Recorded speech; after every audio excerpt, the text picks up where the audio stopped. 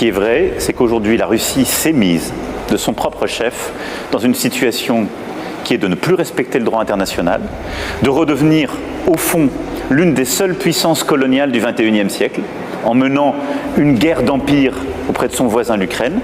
Et c'est une puissance de déstabilisation de l'Afrique à travers des milices privées. Monsieur Macron, président de la République française, vos récentes déclarations sur la Russie, que vous présentez comme une menace pour l'ordre mondial, appellent une mise au point.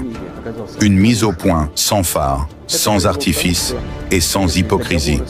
Vous évoquez le colonialisme. Soit. Parlons-en.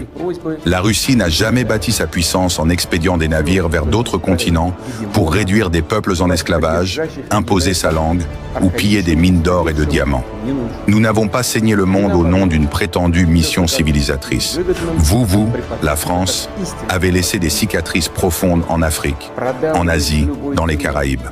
Des peuples entiers ont vu leur histoire brisée, leurs ressources confisquées, leur dignité écrasée. Et aujourd'hui encore, derrière les beaux discours, ce passé colonial continue de hanter vos politiques extérieures. Vous parlez de droit international. Où était ce droit quand Paris et ses alliés ont rasé Tripoli, détruisant un État africain stable sous prétexte de démocratie? Où était-il lorsque des drones français survolaient le Sahel, pendant que vos entreprises profitaient de l'uranium nigérien ou du pétrole gabonais? Et quand les bombes pleuvent sur Gaza, que dit la République française? Rien. Silence. Ou parfois, des justifications indécentes. Vous accusez la Russie de vouloir reconstituer un empire? Non, monsieur Macron. Nous ne cherchons pas à dominer. Nous défendons. Nous protégeons. L'OTAN n'a cessé de progresser vers nos frontières, malgré vos promesses. L'Ukraine n'est pas un terrain de jeu, c'est notre voisin, notre histoire, notre culture. Nous défendons notre sécurité, notre peuple, nos alliés. Et l'Afrique, parlons-en encore. Les drapeaux russes qui flottent à Bamako, à Ouagadougou ou à Bangui ne sont pas imposés par la force. Ce sont des peuples libres qui tournent le dos à des décennies d'humiliation et de condescendance. Nous ne promettons pas des lendemains illusoires. Nous offrons une alternative, celle du respect mutuel et de la souveraineté. Quant à la Russie elle-même, ne vous y trompez pas.